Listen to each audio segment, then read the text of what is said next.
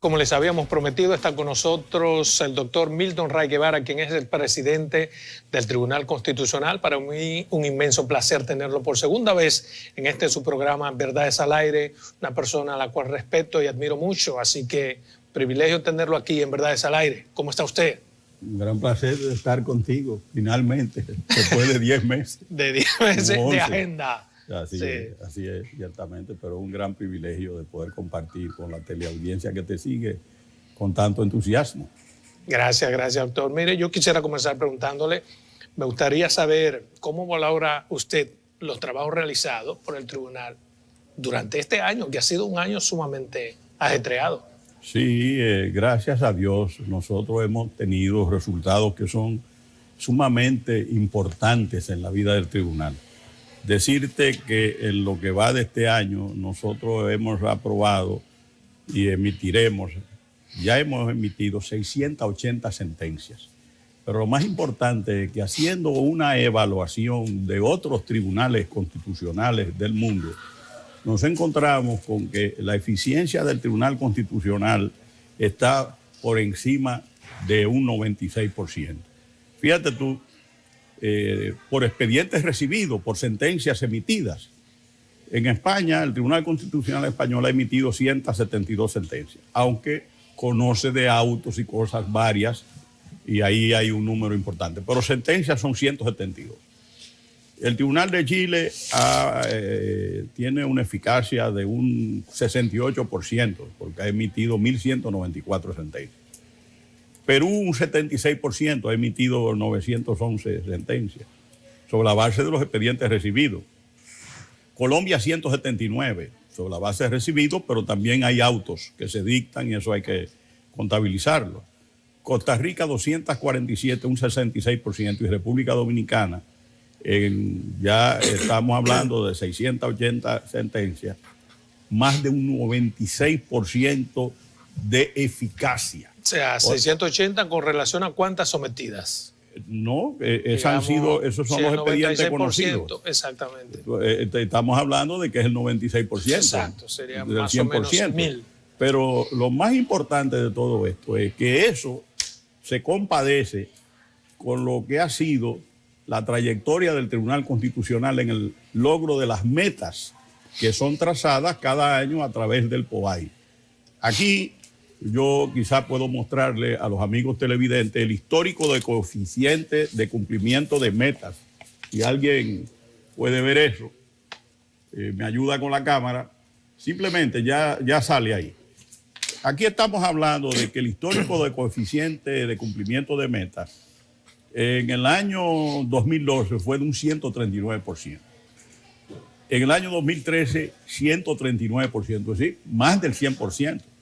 En el 2014, 111%. En el 2015, 125%. En el año 2016, 103%.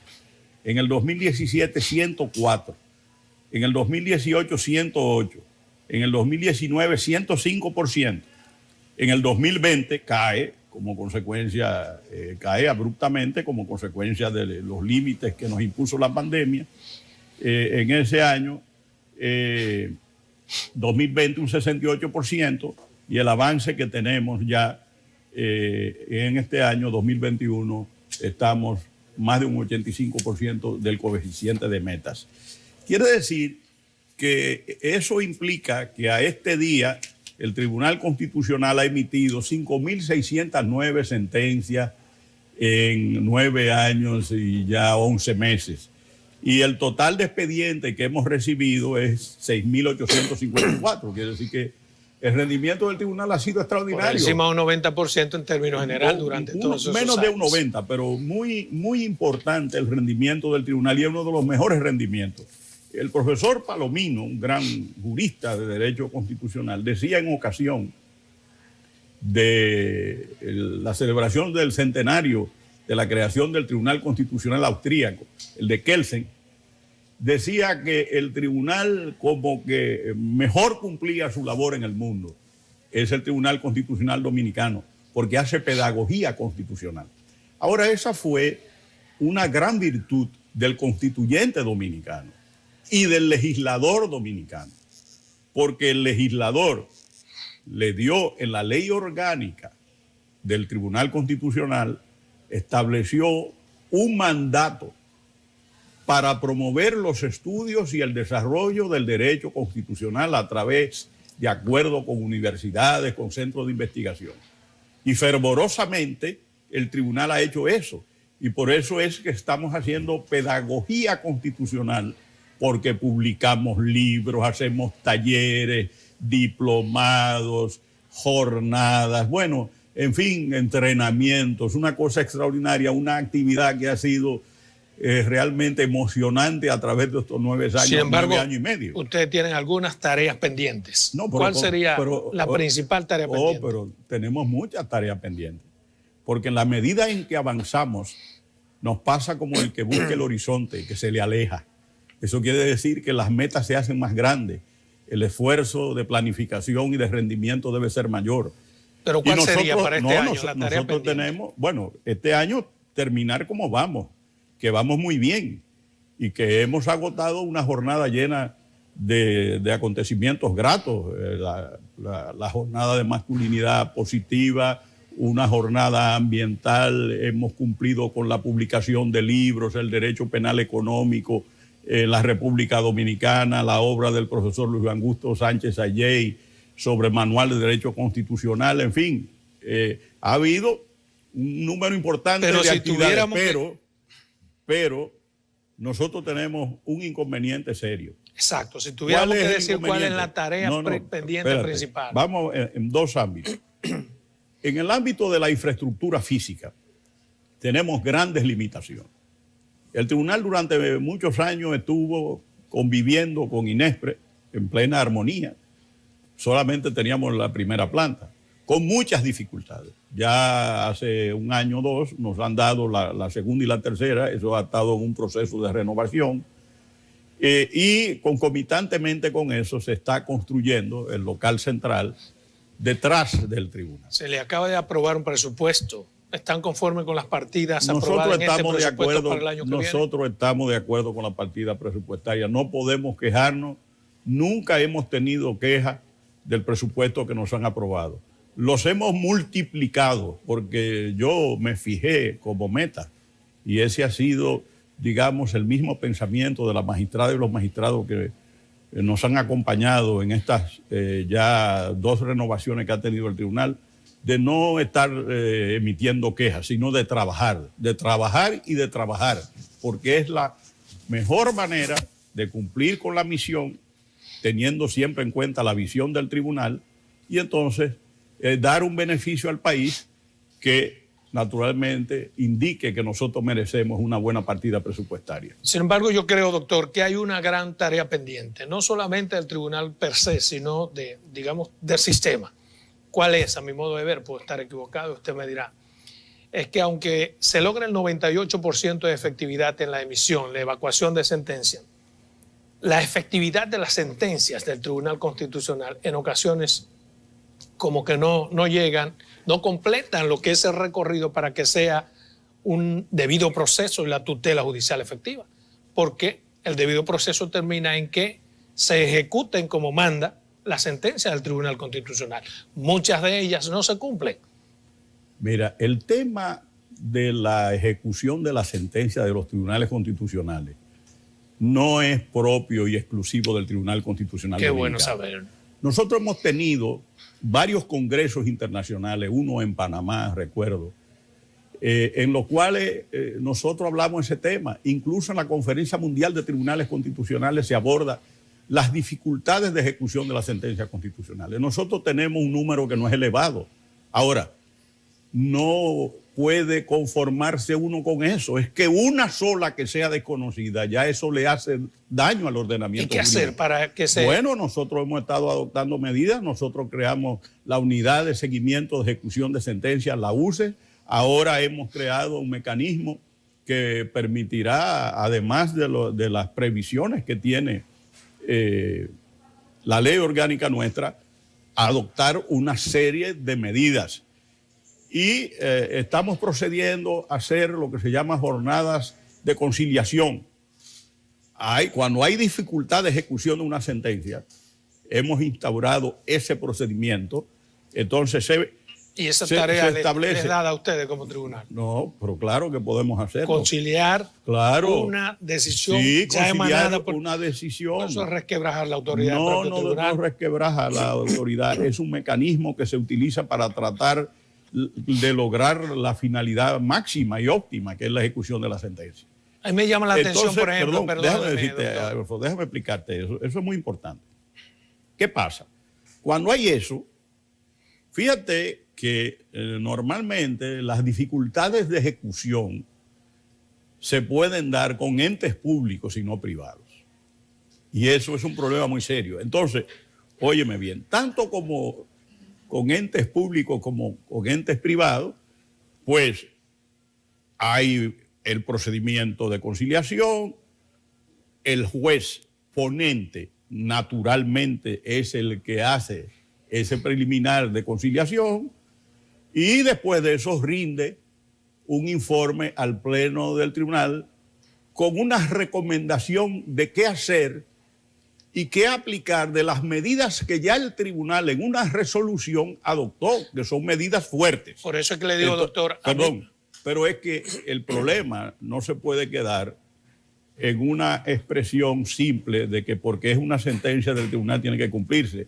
Nosotros necesitábamos un mecanismo porque ese tema no es exclusivo del Tribunal Constitucional Dominicano y nosotros, haciendo acopio del derecho comparado, tenemos ese mecanismo que está siendo utilizado desde hace un mes. En esos estudios comparados, en esas conversaciones con otros tribunales, pasa lo mismo que aquí, es decir, es precisamente el Estado el mayor incumplidor de las sentencias del Tribunal Constitucional, más que los particulares. Es como si hubiera desde el Estado una predisposición a no querer acatar. Primero, el número no es importante, pero segundo, hay fuera del país, tú me estás preguntando, hay de todo. En el caso dominicano... Pero aquí me gustaría saber las de aquí. El Estado es el principal incumplidor de las sentencias constitucionales. De manera general, pero como el número no es significativo, entonces uno no puede establecer un porcentaje que sea concluyente. Tú sabes, nosotros hemos encontrado funcionarios de la administración pública que son extraordinariamente celosos con el cumplimiento de las obligaciones que acarrea una sentencia del tribunal. Verbi Gracia, la Procuradora General de la República, desde que llegó, porque el Ministerio Público ha sido incumplidor de decisiones del Tribunal Constitucional. Sí. En el pasado. Entonces, cuando ella llegó, emitió una resolución obligando a todos los representantes del Ministerio Público a que cumplan con las decisiones del Tribunal Constitucional. Si ellos no dan el ejemplo, ¿quién lo va a dar? Entonces, nosotros hemos aplaudido esas instrucciones tan certeras, atinadas y concluyentes de la magistrada Miriam Germán. Pero también el ministro de Interior ha dado instrucciones muy severas para que cuando en el marco de las agencias del Ministerio de Interior haya una sentencia que obligue, esa sentencia se cumpla obligatoriamente, y eso esperamos que hagan todos los departamentos de la administración pública. Tenemos que irnos a una primera pausa comercial. Regresamos en 2 minutos con Milton Ray Guevara, presidente del Tribunal Constitucional, y esta interesantísima entrevista. Bien, continuamos en esta entrevista con Milton Ray Guevara. Antes de irnos a una pausa, él hablaba sobre el énfasis, sobre las ejecutorias que se quiere hacer desde el Ministerio Público con esta nueva administración.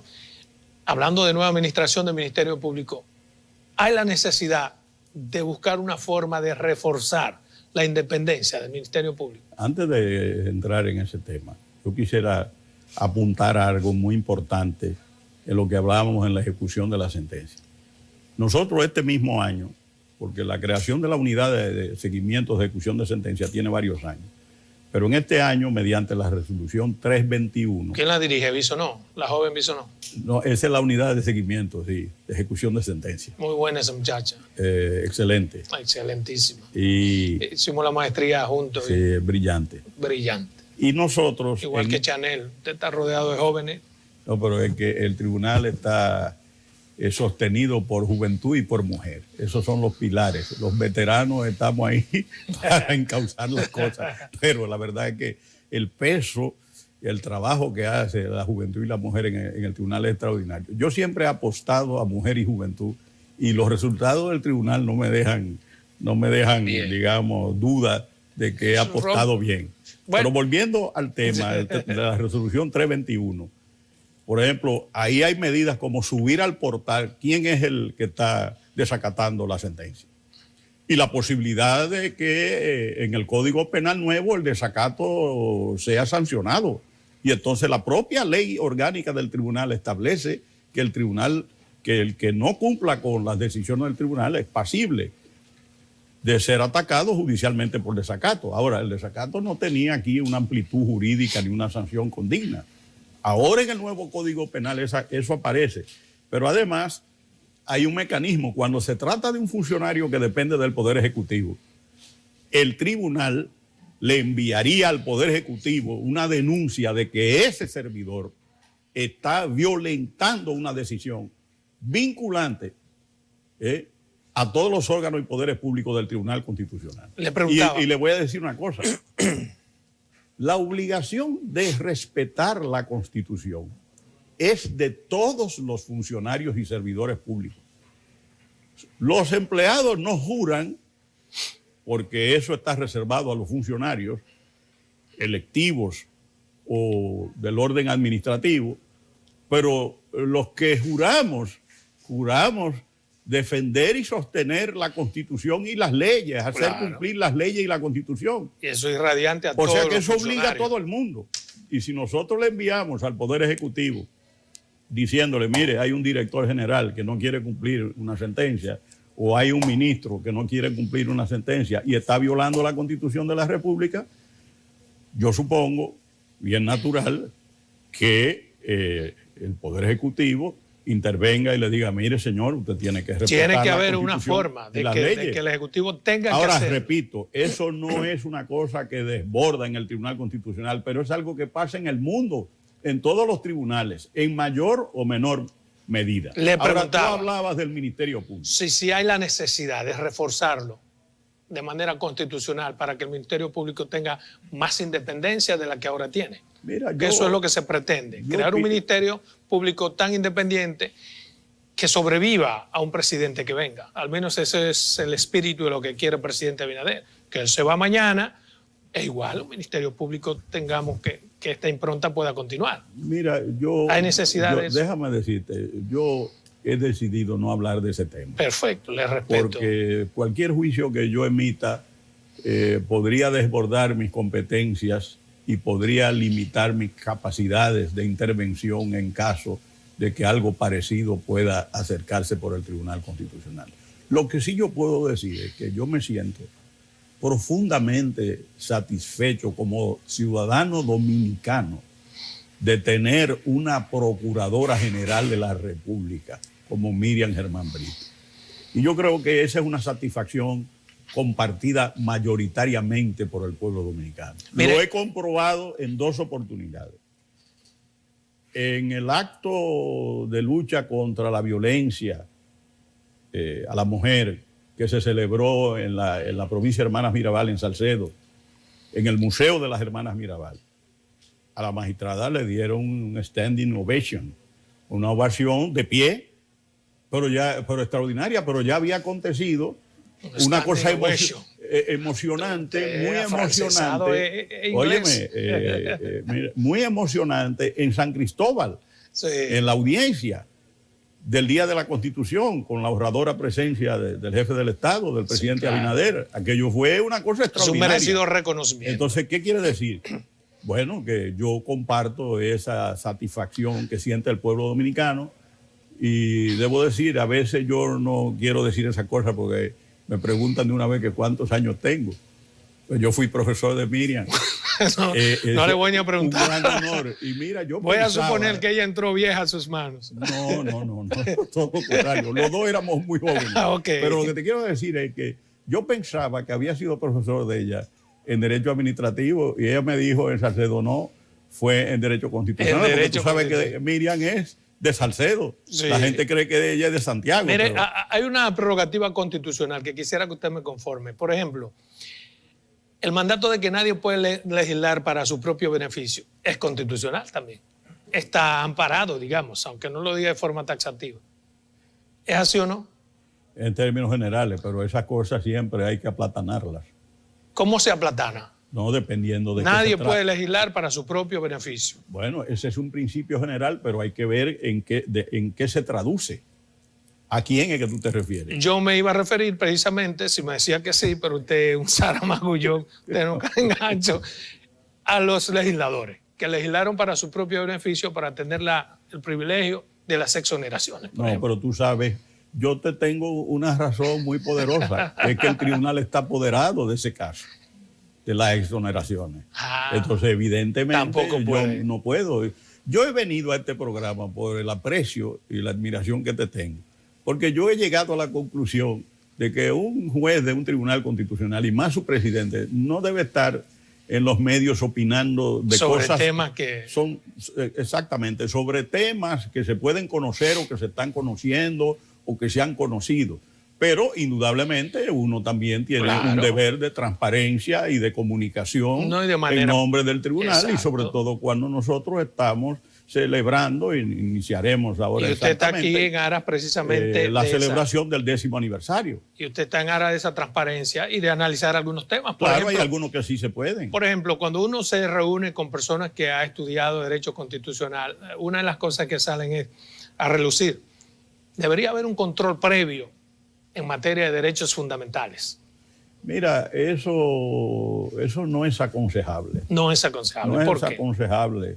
Bueno, porque si tú te dedicas a hacer un control previo de derechos fundamentales, tendría que tener un departamento. Tú vas a tener que pasarte la vida en eso. Y una oficina en el Congreso donde se hacen las leyes. No, eso no. Nosotros hacemos un control a posteriori, después que la ley ha sido ya promulgada. Exacto.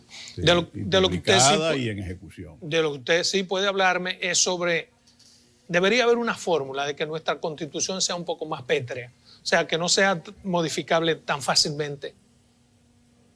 Mira, no existe una forma de lograrlo. Eso depende.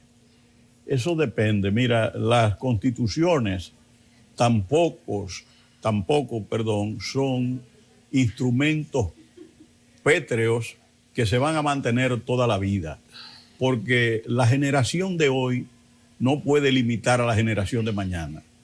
Entonces, si eso fuese así, nosotros estaríamos desconociendo lo que es la manifestación de la voluntad popular. Y eso es, por ejemplo, el profesor Georges Birdot lo dice, que sencillamente cada generación debe tener la oportunidad de adecuar el marco de la convivencia. Es un cuerpo vivo, la sociedad es un cuerpo vivo. La Constitución es el marco de la convivencia, es la carta de navegación, es la carta de ruta, es la referencia que tiene un pueblo para seguir avanzando con un pacto de nación en búsqueda de la felicidad constitucional. A eso aspira todos los pueblos. Sí. Ahora, tampoco es conveniente que por mecanismos que sean muy suaves se pueda, digamos, todos los años reformar la Constitución. A eso me refería. Pero ese tipo de cosas. Repito, eso lo que necesita es lo que llamaba un profesor mío de procesal penal la dosimetría. La dosimetría, es decir, tú tienes que tener una medida de cómo hacer las cosas. Ahora, repito, no son instrumentos inmutables, tampoco son trofeos de colección las constituciones. Pero aquí es demasiado fácil modificar. Nosotros queremos una constitución viva, que la gente viva en constitución. Eso no depende del número. Eso depende de la conciencia y del compromiso que tengan gobernados y gobernados de respetar la Constitución. Por eso nosotros estamos haciendo ese esfuerzo educativo extraordinario, nunca antes visto en el país, de diplomados con abogados, con comunicadores, en fin, con pastores de iglesias. Es decir, un esfuerzo tremendo con los niños, con toda la juventud, con las mujeres, con los hombres, para que aprendan a vivir en Constitución. Nosotros estamos anhelando todavía que aquí hagan una emisión de 10 millones de Constitución y a ti te den una, a mí me den una, a todos los que laboran aquí y a todo el pueblo dominicano. Que así como el cristiano camina con su Biblia, pues nosotros tengamos la Biblia institucional del pueblo, que es la Constitución.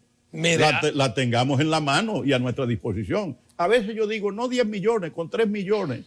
Si en cada casa hay 3 que lean la Constitución, bueno, pero el asunto es que no aparece. Sí. Yo quisiera que alguien me diga, le vamos a casa, dotar al Tribunal Constitucional de 10 millones de Constituciones. Pero nosotros eso es las fácil, repartimos eso de una es vez. fácil, que se estudie la Constitución en las escuelas.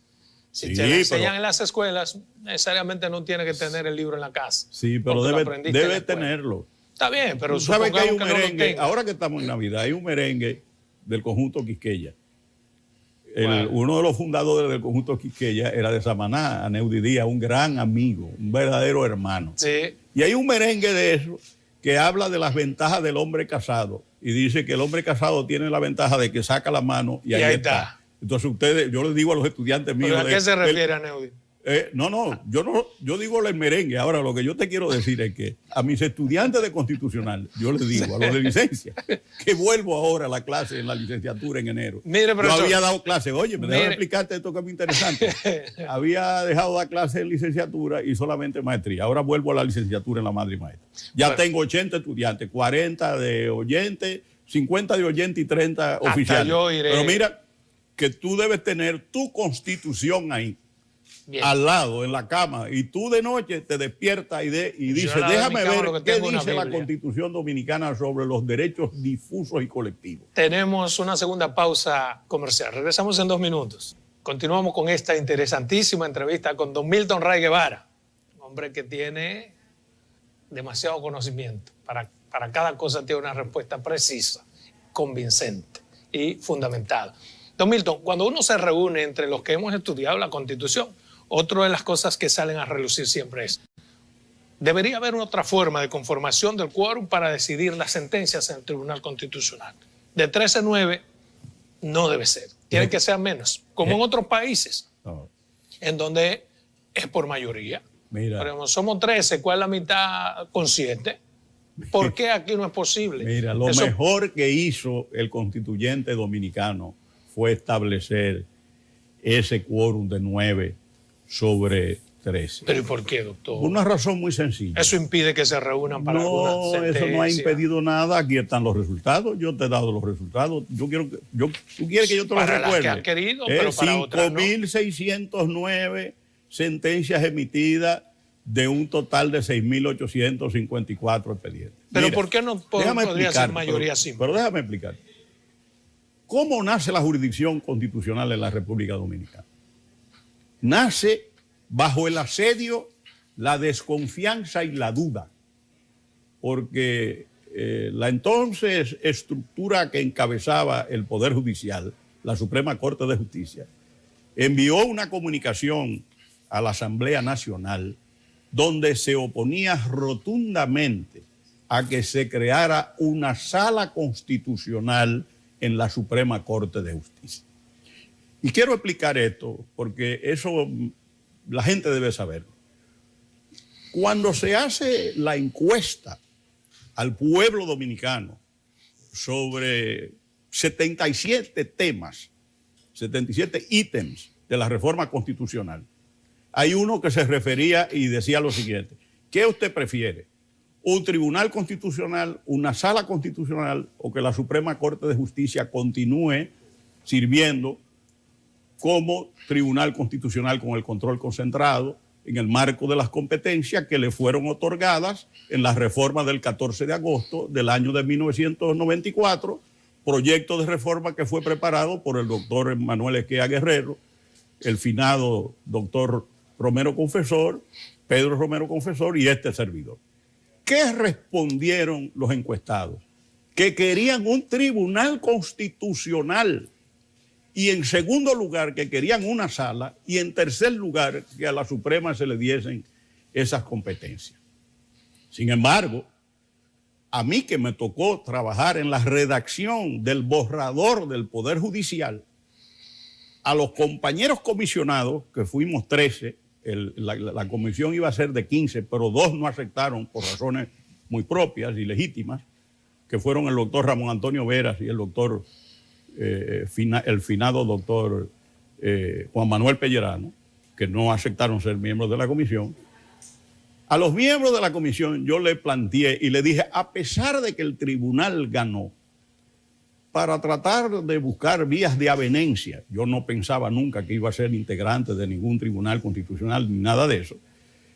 Es mejor que nosotros en el informe digamos que es conveniente nombrar y escoger una sala, pero una sala reforzada. Eso fue un anatema lo que se hizo. La pregunta es, doctor, ¿por qué tiene que ser? Yo te voy a explicar, pero es bueno que tú entiendas. ¿De dónde sale? No le voy a preguntar muchas cosas. Óyeme, ¿de dónde sale el niño con sus dificultades? Okay. Y entonces, ¿qué pasa? Presentamos la sala, pero los jueces de la Suprema Corte de Justicia mandaron una carta firmada por todos diciendo que eso iba a destruir el sistema judicial dominicano. Conservadores en ese momento. Entonces, pero llegaron a hablar de choque de trenes, de lágrimas de sangre. Claro. Pero hubo que poner el artículo 277 porque se inventaron que el tribunal iba a revisar todas las sentencias que se habían otorgado. Todo lo propio de un grupo de retrógradas. Bueno, entonces, yo nunca utilizaría esa expresión. Pero lo que te voy a decir, un error, una equivocación grave, como se ha revelado. No solamente aquí, sino en otras partes del mundo, porque no hay democracia sin justicia constitucional. Y mientras más especializada es, más eficiente es. Bueno, pues ¿qué pasó? Se crea, fíjate, para que tú sepas, esto es muy importante. En la primera lectura, la Constitución se aprueba en 2 lecturas. En la primera lectura no aparece ni Tribunal Constitucional, ni Sala Constitucional, ni la Suprema Corte con atribuciones constitucionales. Fue un pánico lo que había.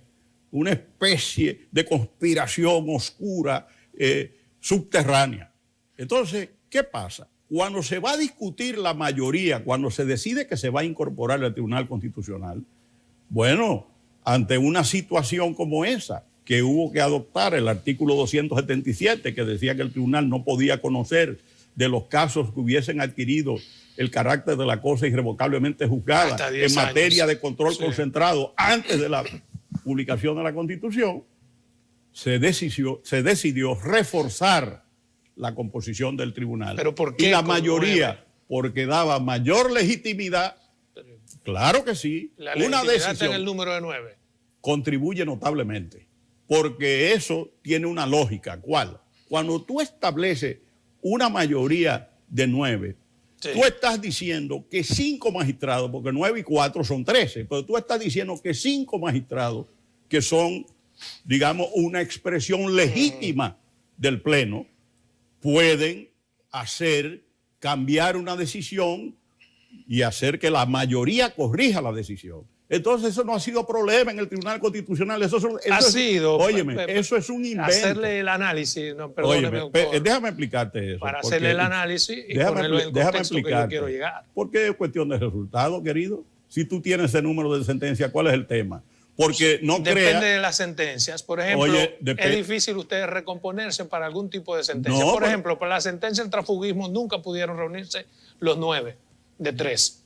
Pero eso no es raro, esa es la democracia. Un tribunal no resuelve todos los casos.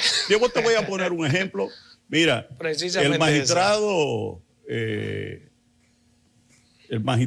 Pedro Trevijano acaba de ser elegido presidente del Tribunal Constitucional, González Trevijano. Colombia. No, en España. En España. En España. Él fue uno de los, digamos, que observaron y que examinaron el proyecto de constitución que preparó la comisión. Ahora es presidente del tribunal, pero ya en el último año de su mandato, por un tema de que no hubo reuniones de los órganos correspondientes y se venció el periodo de varios grupos de jueces en el Tribunal Constitucional Español. Eso empieza a resolverse ahora. ¿Qué pasa? ¿Cuánto tiene en España el proyecto del aborto en el Tribunal Constitucional Español? Más de 11 años. Pero las decisiones se toman por simple mayoría. El Tribunal de España. Óyeme, cuando van al Pleno no. Una mayoría, la normal. Mayoría simple. Pero es una garantía. ¿Para qué tú quieres una mayoría mínima si tú tienes buenos resultados? ¿Para qué? Para que sirvan los intereses de abogados en determinados campos. Porque fíjate tú... No, para que estoy en posición sobre todas las cosas. Pero siempre habrá la oportunidad, porque nosotros hemos, a veces, como todos los tribunales constitucionales, no nos ponemos de acuerdo sobre un tema hoy, pero al mes siguiente nos ponemos de acuerdo. El problema es que en una sociedad sui generis como la nuestra, en donde se supone que los tentáculos de la política llegan hasta, digamos, el Tribunal Constitucional. Para un tema X, a veces, reunir 9 es mucho más difícil que usted reunir 7. Ahora, pero ahora, decisión. óyeme, ¿tú crees que es bueno que 7 personas de 13 decidan sobre un problema capital de la República Dominicana? Yo creo que si eso se ha establecido en algún país, bueno, yo respeto eso. Ahora, yo creo Chile, Bolivia, Costa Rica, Honduras, España. Poco importa donde se haya establecido, porque las condiciones en que surgió el Tribunal Constitucional Dominicano no son las de España ni las de Chile. Y te voy a decir una cosa. Si tú tienes una mayoría de 9 integrantes, lo cual te obliga a tener pleno siempre, que el tribunal no se puede dividir en sala. Tú divides el tribunal en sala y 6 jueces y 4 jueces te deciden un problema capital de la República Dominicana. Y vean acá, ¿cuál es la necesidad si esto ha funcionado bien? Y tú tienes una garantía de respeto a la mayoría, pero sobre todo de respeto a la minoría, porque la democracia constitucional significa que el que tiene la mayoría no puede aplastar. Continuamos en esta interesantísima entrevista. Doctor, usted le quedan 2 años en el Tribunal Constitucional. Si pudiéramos decir, ¿cuál sería la impronta que usted quiere dejar establecida? Bueno, además del trabajazo que ha hecho. Bueno, habría que ser un liliputiense mental para no querer reconocer. Tú eres generoso, pero mira una cosa. El Tribunal Constitucional Dominicano tiene un gran reconocimiento. Yo te decía lo del profesor Palomino, que en ese centenario del Tribunal Austríaco, en 1920, octubre del 20, decía que el Tribunal Dominicano era el que mejor se portaba, el que mejor cumplía con su función. Entonces, yo pienso que lo más importante es dejar institucionalizado el tribunal. Porque aquí hay la costumbre de personalizar las instituciones. Y lo que hemos querido es todo lo contrario, dejar la institución institucionalizada, y por primera vez en la historia de la humanidad aparece un tribunal constitucional certificado con la norma ICSO 9001-2015. Hay un gran número de tribunales superiores administrativos. Para mi sorpresa, un gran número de tribunales superiores electorales, un gran número de Corte Suprema. Pero en el 2018, cuando nosotros lo certificamos, porque ahora hemos tenido que recertificarnos, el primero en el mundo fue el Tribunal Constitucional. ¿Qué tan difícil sería lograr eso en 2 años que le quedan? ¿Perdón? ¿Qué tan difícil sería lograr esa meta? No, ya lo logramos. Ya nosotros estamos certificados. Es el primero. No, me refiero a dejar esa institucionalidad. Bueno, seguir trabajando, seguir fortaleciendo. Nosotros trabajamos sobre la base de POAI, del Plan Operativo Anual Institucional, del POA, el Plan Operativo Anual, pero hacemos una planificación trienal y vamos verificando los procesos. Ahora, ¿por qué es buena la certificación de procesos? Porque el que trate de variar esas líneas institucionales, nosotros tenemos manuales de política varios, tenemos manuales, reglamentos, todo eso es auditable. Entonces, para mí, llegado el momento de mi retiro, la mayor satisfacción será haber dejado una institución sólida, prestigiosa y que sea viable para el porvenir. Para eso se necesita no solamente de disposiciones institucionales, sino del compromiso y la voluntad de los que estén en el tribunal. Y hasta ahora yo debo decir que los jueces, las 2 partidas de jueces que se ha producido, que han ido ya a retiro, y los que están ahora, pues están convencidos de la necesidad de trabajar por el fortalecimiento. Después de estos 2 años que le quedan, ¿qué hará Milton? ¿Perdón? O sea, vencido el plazo que le queda en el tribunal, ¿a qué se dedicará Milton? A muchas cosas. Pero seguirá ayudando a su país en materia de enseñanza. A muchas cosas interesantes, sobre todo con mis hijos, con mi nieto, con mi mujer, con mi familia, en todas las cosas que de la cátedra, yo no pienso abandonarla. No, y entonces esas son cosas gratas. Escribir mis memorias, porque mi gran amigo y hermano Fran Moya me ha dicho que aquí hay cierta renuencia y me dice, tú has tenido una vida prolongada en la vida pública con digamos, funciones interesantes y claro, sería bueno que escribas algo en el sentido anecdótico y expresivo de lo que ha sido mi experiencia modesta, pero sumamente provechosa.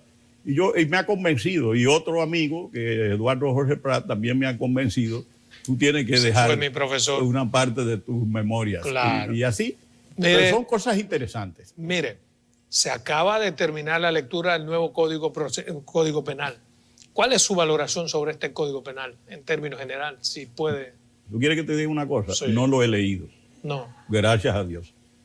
Y sobre la... No, óyeme, no lo he leído, no, gracias nada. a Dios. Ahora, si llega ya, entonces nosotros vamos a organizar como hacemos, si es un instrumento nuevo. Yo supongo que va a tener una vacatio legis. Sí. No lo sé, sí, supongo. Sí. Entonces yo supongo que todos los abogados tendremos que hacer cursos, actualizarnos de eso y posteriormente, bueno, si llega a... Se ha discutido mucho, doctor. Si llega a nuestra institución, ya veremos. Se ha discutido mucho sobre un artículo de la Constitución que establece el derecho a la vida. Desde el punto de vista constitucional, ¿cuándo nace? No te puedo decir nada de eso. No, yo no. Porque yo sé por dónde tú vas. No sabe. Inteligentemente, sí, el derecho a la vida y las limitaciones que pueda tener el derecho a la vida. No quiero hablar de eso. Lo que quiero saber es, desde el punto de vista suyo, o si puede como presidente del tribunal, ¿cuándo nace la vida? ¿Qué es lo que entiendo yo? Hay un vacío ahí. Eso es lo que tú quieres. Tú tienes una opinión sobre cuándo nace y yo tengo otra. No, yo no la tengo. Yo quisiera. Que tú no la tienes, pero tú debes tenerla porque ya hay opiniones científicas. Científicamente no está demostrado. Óyeme, hay opiniones científicas y hay opiniones humanísticas sobre eso. Es que no la hay científicamente. Bueno, entonces, científicamente, perdóneme, doctor. Ten tu opinión. Que yo expresaré la mía cuando llegue el momento. Exacto, eso se lo respeto, pero yo de verdad no la tengo. ¿Por qué? Porque yo me pongo a pensar en términos científicos y digo, bueno, la ciencia dice cuando se une un gameto, un óvulo femenino y uno masculino. Pero resulta que cada vez que uno copula no nace un muchacho, ni se forma un muchacho. Consecuentemente, científicamente no puede estar tan demostrado. Pero entiendo... No, eso no es tan sencillo como lo que tú estás diciendo, pero en fin, respeto lo que tú dices. Yo lo que no voy a decir es lo que yo creo de eso. Muy bien. Mire, usted de Samaná, y el presidente acaba de comprar el contrato del peaje sombra a esas compañías que durante años han estado esquilmando al Estado Dominicano. ¿Qué le parece a usted esa decisión? Mira, esa obra ha sido importante para Samaná. Unir a Samaná a 2 horas y media de la autopista Las Américas y de Santo Domingo, creo que ha sido una obra fundamental para el porvenir de la provincia de Samaná. Antes, yo tenía que pasar 4 horas y media. La obra importante, el precio de la obra. Porque entonces había que irse a Santo Domingo, Villa Altagracia, Bonao, el cruce de Cantrova, Macorís, Nagua, Macorís, Villarriba, no necesariamente Villarriba, Pimentel, Castillo, Nagua, El Factor, El Pozo, Matancita, Sánchez y Samaná. Eso es una cosa que alucinante. Bueno, se solucionó eso con ese proyecto. Eso es ganancia, eso está ahí. Eso ha permitido acercar... ¿Pero qué precio? Déjame terminar. Eso ha acercado a Samaná a la colectividad nacional que visita Samaná. Ahora, había un mecanismo jurídico, el presidente de la República, ahí en ese mecanismo jurídico han intervenido las autoridades de sus momentos, en este momento, así como el presidente Medina, por ejemplo, renegoció el acuerdo con la Barrigol, ahora en este caso el presidente Abinader, en un gran paso, le ha dado la mejor noticia que se le puede dar a Samaná, que es de que ese peaje esté, digamos, a un precio razonable, va a aumentar el número de turistas, va a mejorar el tráfico de pasajeros. Alguien podrá ir con más frecuencia a Samaná e irse a la mañana, comerse un pejecito. O sea, que fue buena la decisión del gobierno. Extraordinariamente buena, porque ha sido negociada. Yo no conozco, no sé, porque si esto fuese un tema conflictual de ir a los tribunales o de ir a arbitraje, eso es otro tema. Ahora, si como yo entendí esta mañana, cuando leí la información, es un acuerdo en que han llegado las partes, pues glorioso acuerdo para Samaná y para el pueblo dominicano. Y ojalá que ese fideicomiso vial al que pase eso le dé mantenimiento a la carretera, porque nosotros tenemos algunas experiencias en que el Estado no le da el mantenimiento necesario a las vías de comunicación ni a las edificaciones públicas, en muchos casos. Prefieren que se acabe una edificación para rehacerla o que la carretera se dañe completamente para hacerla de nuevo. Esa es la historia. Como Doctor, yo la ¿usted veo. se vacunó? Entonces, pero claro que sí. ¿Cuántas veces? 3 veces, en el nombre de Dios. ¿Qué cree usted sobre la posibilidad de que la vacunación sea obligatoria? ¿Es inconstitucional? Pero la verdad es que tú tienes una inteligencia extraordinaria y una perseverancia única. Tú sabes que eso se discute en todos los tribunales. Y eso está en el Tribunal Constitucional.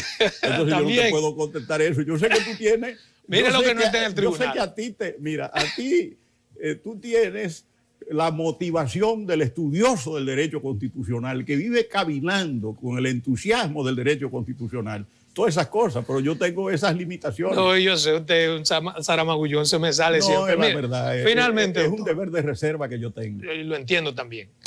Finalmente, hábleme en 2 minutos sobre esta importante decisión de ustedes tomadas, este anuario dedicado a uno de los periodistas más decentes y preparados que yo personalmente conocí. No solamente periodista, constitucionalista. Fue el primero que hizo un proyecto de constitución comentada con José Darío Suárez, otro jurista destacado de Santiago de los Caballeros. Era profesor de Derecho Constitucional Adriano, gran profesor, organizó los cursos para los legisladores en todos esos aspectos. ¿Y qué busca este anuario? Ese anuario es el 9º que nosotros tenemos. Es un órgano de difusión de la cultura jurídica. Y en ese anuario vienen opiniones de profesores extranjeros y nacionales. Ahí hay, por ejemplo, siempre la ley más importante del año, la jurisprudencia del tribunal, contenidos históricos. Por ejemplo, ese anuario tiene un artículo de Alan Brewer Carías que se refiere a la independencia efímera, porque nosotros vamos a cumplir el 1 de diciembre el bicentenario de la independencia efímera de Núñez de Cáceres. Gran hombre público que cuando terminó en la República Dominicana pasó por Venezuela y después se fue a México y en México fue fiscal general del Estado, fue legislador de Tamaulipas, en fin, un prócer. Bueno. Y entonces hay artículos sobre el COVID, la pandemia y los derechos fundamentales de Enrique Arnaldo Alcubilla, que es ahora juez del Tribunal Constitucional Español. O sea, ahí hay de todo y artículos de colaboradores nuestros dominicanos que son fundamentales. Esa es una gran obra, el anuario, todos los años. Bien. ¿Tú recibiste el tuyo? Me prestaron esto, yo creo que me lo van a regalar. Pues ese es el tuyo. Bueno, para mí un inmenso placer. Siempre el tiempo es demasiado breve cuando se tiene a alguien como usted. Cumplí 11 meses después, pero mismo. Cumplí. Quizás no en las mejores condiciones. Comprométase para que antes de usted terminar, que le quedan 2 años, vuelva a Verdades al Aire. Dios mediante. Ora porque así sea. Bendiciones.